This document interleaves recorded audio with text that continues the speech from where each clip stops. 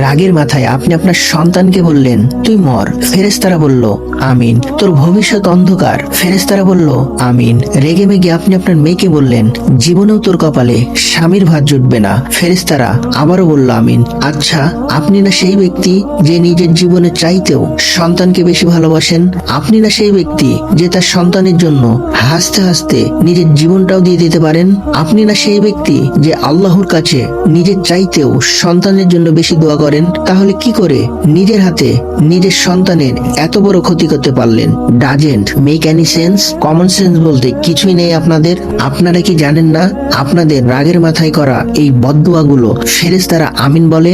দাওয়াতুল ওয়ালিদি আলা ওয়ালাদিহি, বাবা মা তার সন্তানের জন্য যেই দোয়াই করুক না কেন, সেটা ভালো দোয়া হোক কিংবা বদদুয়া, আল্লাহ তাআলা সেটাই কবুল করে নেন। এই জন্য খবরদার, নেভার কাস ইউর চিলড্রেন, রাগের মাথায় কখনো সন্তানকে অভিশাপ দিবেন না। খুব বেশি রাগ উঠে গেলে তার জন্য উল্টো ভালো দোয়া করবেন। আশা করি এই ভিডিওটি আপনাদের উপকারে আসবে। সবুজ ফ্যাট 2.0 চ্যানেলটি সাবস্ক্রাইব করতে ভুলবেন না।